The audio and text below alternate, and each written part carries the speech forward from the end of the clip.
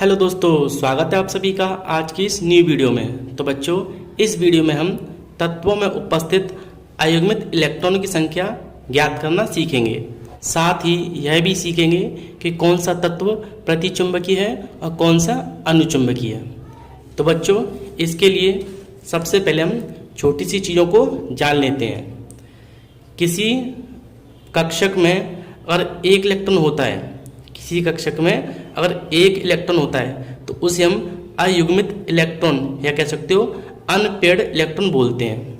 और अगर किसी कक्षक में दो इलेक्ट्रॉन उपस्थित होते हैं यानी जोड़े से इलेक्ट्रॉन होते हैं तो उसे हम युग्मित इलेक्ट्रॉन बोलते हैं। तो हमें किसी पदार्थ में अयुग्मित इलेक्ट्रॉनों की संख्या ज्ञात करनी है। तो क्वेश्चन पढ़ लेते हैं। Mn+2 यानी Z बराबर 25 आयन में अयुग्मित इलेक्ट्रॉनों की संख्या ज्ञात कीजिए। तो हमें जो मैग्नीज है इसके +2 आयन पर अयुग्मित इलेक्ट्रॉनों की संख्या ज्ञात करनी है। तो सबसे पहले हम क्या करेंगे, जो आपका मैग्नीज होता है उसका क्रमांक होता है 25, उसका हम इलेक्ट्रॉनिक विन्यास करेंगे। तो Mn का मैंने किया 1s2 2s2 2p6 3s2 3p6 3d5 और 4s2। ये आपका होता है Mn यानी मैग्नीज का इलेक्ट्रॉनिक विन्यास। अब हमें Mn+2 इसमें अयुग्मित इलेक्ट्रॉनों की संख्या निकालनी है।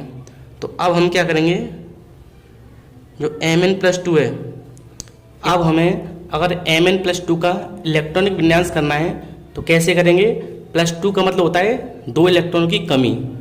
तो हमने जो मैग्नीज का इलेक्ट्रॉनिक विन्यास किया है उसमें से हम दो इलेक्ट्रॉन कम कर देंगे, यानी इसे लिखेंगे हम 1s2 2s2 2p6 3s2 3p6 और 3d5। जो मैग्नीज था उसका इलेक्ट्रॉनिक विन्यास ये था। हमने Mn+2 का किया तो +2 मतलब दो इलेक्ट्रॉन कम। तो मैंने क्या किया, लास्ट के जो दो इलेक्ट्रॉन है वो कम कर दिए। ठीक है। अब यहाँ पर जो आपका लास्ट में 3d5 है, इसके लिए हम इसका बॉक्स बनाएंगे। मतलब जो आपका D होता है उस D के लिए कितने 5 बॉक्स बनते हैं, 1 2 3 4 और 5। ठीक है, D के लिए 5 बॉक्स बनते हैं। मतलब और आपका S होगा तो 1 बॉक्स बनता है, P के लिए आपके 3 बॉक्स बनते हैं, D के लिए 5 बॉक्स बनते हैं और F के लिए आपके जो है कितने 7 बॉक्स बनते हैं। ठीक है, इलेक्ट्रॉन के आदि जो है हमारे कक्षक यानी बॉक्स बनते हैं। तो D के लिए मैंने कितने बॉक्स बनाए, 5। अब हम इसमें क्या करते हैं, इन इलेक्ट्रॉनों को जो आपके इलेक्ट्रॉन दिए हैं उनको भरते हैं। तो कितने इलेक्ट्रॉन है, 5। तो 1 2 3 4 5 हमें इलेक्ट्रॉन जो है सिंगल जोड़े से भरना है। इस चीज़ को विशेष ध्यान रखना है। ठीक है, फिर से समझिए। मैंने क्या किया, सबसे पहले जो Mn था मैग्नीज उसका इलेक्ट्रॉनिक विन्यास किया। अब हमें Mn+2 जो दिया है उसका जो है अयुग्मित इलेक्ट्रॉन की संख्या निकालनी है। तो +2 का मैंने इलेक्ट्रॉन विन्यास किया। +2 मतलब दो इलेक्ट्रॉन की कमी। तो यहाँ से मैंने दो इलेक्ट्रॉन कम कर दिए। तो आपका इलेक्ट्रॉन विन्यास कितना निकला, 1s2 2s2 2p6 3s2 3p6 और 3d5। ये दो इलेक्ट्रॉन कम हो गए। D कोष के लिए आपके 5 बॉक्स बनते हैं। इसके ऊपर जितने इलेक्ट्रॉन हैं उन्हें इसमें भर देते हैं। तो 5 इलेक्ट्रॉन है, 1 2 3 4 5। आपको सिंगल से भरना है पहले, जब कंप्लीट हुए हैं तो डबल भरने हैं। अब यहाँ हम देखें तो इसमें भी 1 इलेक्ट्रॉन है यानी अयुग्मित इलेक्ट्रॉन। इसमें भी 1 है, इसमें भी 1 है, सभी में 1 1 इलेक्ट्रॉन उपस्थित है। तो टोटल कितने सिंगल इलेक्ट्रॉन उपस्थित हैं, 1 2 3 4 5।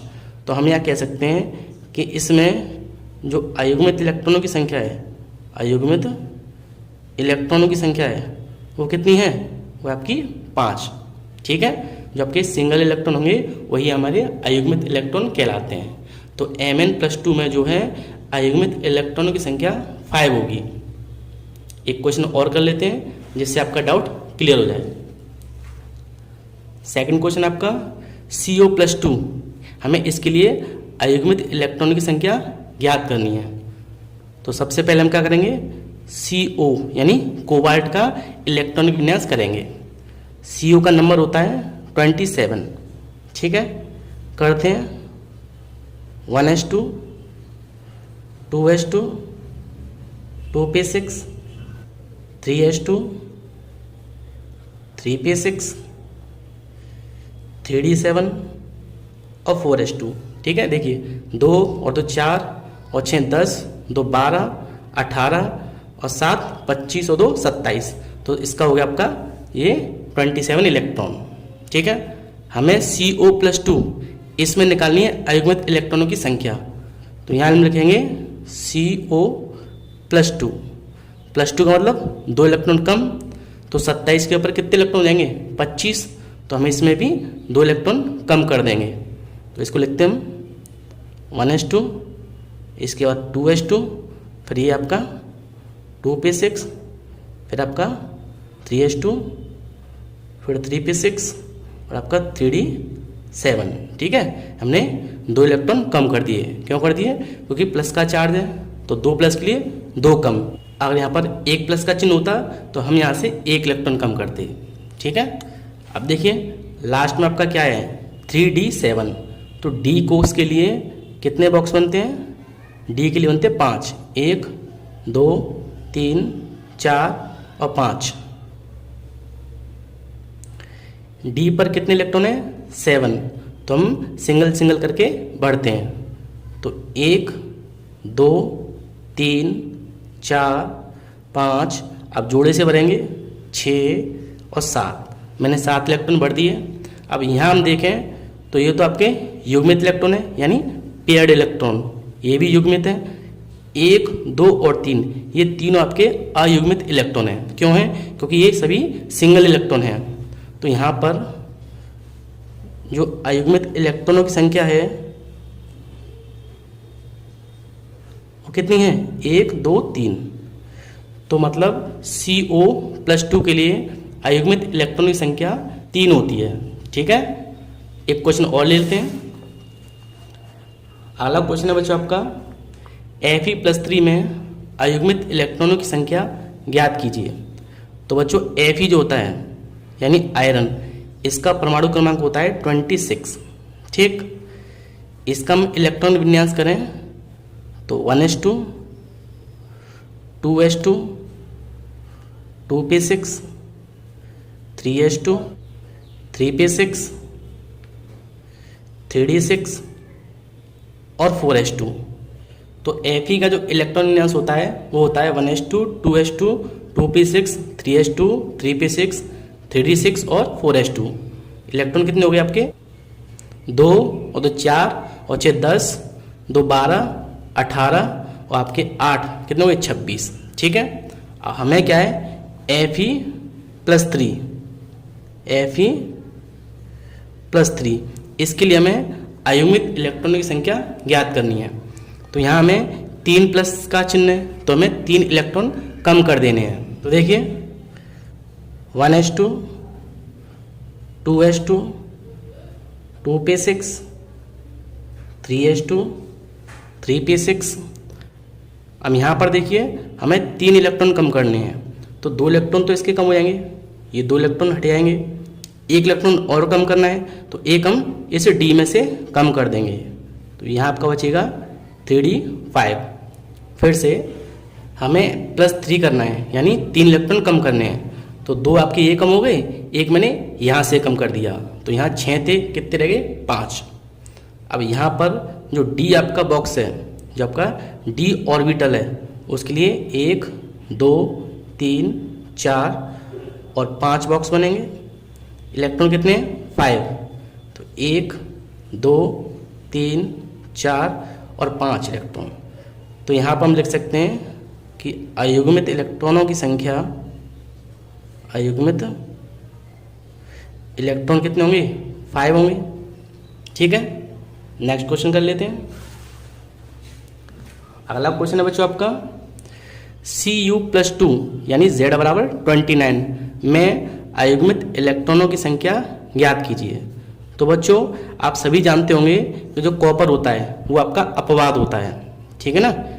तो देखिए Cu का क्रमांक है 29, तो इसको हम लिखें अगर तो 1s2 2s2 2p6 3s2 3p6 और 3d10 और 4s1। जो आपका 29 होता है Cu अपवाद होता है, यहाँ पर 9 के ऊपर 10 लिखते हैं और यहाँ 1 लिखते हैं, यानी S से एक इलेक्ट्रॉन हम इसको दे देते हैं। ठीक है, अब हमें क्या निकालना है, Cu+2 में अयुग्मित इलेक्ट्रॉन की संख्या ज्ञात करनी है। तो यहाँ लिख देते हैं Cu+2, तो यहाँ होगा आपका 1s2 2s2 2p6 3s2 3p6 और 3d हमें 2 कम करने हैं, तो एक ही कम हो जाएगा एक इसमें से, तो यहाँ आपके रहेंगे 9 इलेक्ट्रॉन।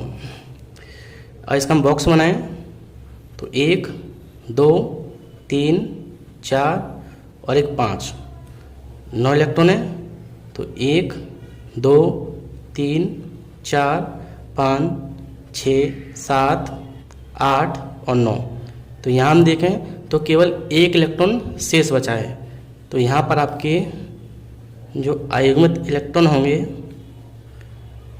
वो होंगे आपका 1 इलेक्ट्रॉन। अब हम इसका नेक्स्ट क्वेश्चन कर लेते हैं, जिसमें आपका यह ज्ञात करना है कि पदार्थ प्रतिचुंबकीय है या अनुचुंबकीय। तो क्वेश्चन है आपका Cu+2 Z बराबर 29 आयन अनुचुंबकीय है या प्रतिचुंबकीय। तो इसको भी हमें सेम वैसे ही करना है। कॉपर 29 होता है, तो 1s2 2s2 2p6 3s2 3p6 3d10 और 4s1। यहाँ Cu पे प्लस का चार्ज है, तो हमें यहाँ पर एक इलेक्ट्रॉन कम कर देना है। तो Cu प्लस का इलेक्ट्रॉन विन्यास होगा 1s2 2s2 2p6 3s2 3p6 और 3d10। ये आपका D है, तो D के लिए जो कक्षक बनते हैं वो 5 बनते हैं, 1 2 3 4 और एक 5, 10 इलेक्ट्रॉन है D पर। तो 1 2 3 4 5 6 7 8 9 और 10। यहाँ पर देखिए सभी कोष कैसे हैं, 2 इलेक्ट्रॉन से भरे हैं। तो यहाँ पर अयुग्मित इलेक्ट्रॉन अगर हम निकालें, अयुग्मित इलेक्ट्रॉन, तो वो आपके कितने हैं, 0 यानी 0। अगर किसी पदार्थ में एक भी अयुग्मित इलेक्ट्रॉन नहीं होगा तो आपका कहलाएगा प्रतिचुंबकीय पदार्थ। अगर यहाँ पर अयुग्मित इलेक्ट्रॉन होते, 1 होता या 2 होते, तो उसे हम कहते हैं अनुचुंबकीय पदार्थ। एक क्वेश्चन और ले लेते इसका, Ni+2। ठीक है, तो हमें लिखना है Ni+2। इसमें भी हमें अनुचुंबकीय अथवा प्रतिचुंबकीय है या नहीं ज्ञात करना है। तो सबसे पहले हम क्या करेंगे, Ni का जो 28 होता है इलेक्ट्रॉन विन्यास कर लेंगे इसका, 1s2 2s2 2p6 3s2 3p6 3d8 और 4s2। ठीक है, ये आपका 8 है। अब यहाँ देखिए +2 है, तो 2 आपके कम हो जाएंगे इलेक्ट्रॉन, तो यह बनेगा आपका 1s2 2s2 2p6 3s2 3p6 और 3d8। यहाँ पर कितने हैं, D पर 8 इलेक्ट्रॉन, तो यहाँ हम बढ़ देते हैं इसके 8 हैं। तो 1 2 3 4 5 6 7 8, तो यहाँ पर अयुग्मित इलेक्ट्रॉन उपस्थित हैं। यहाँ लिख देते हैं अयुग्मित इलेक्ट्रॉन कितने हैं, 1 2। तो जब किसी पदार्थ में अयुग्मित इलेक्ट्रॉन उपस्थित होते हैं तो वह आपका कहलाता है अनुचुंबकीय पदार्थ, अनुचुंबकीय पदार्थ। तो बच्चों आज के लिए सिर्फ इतना ही।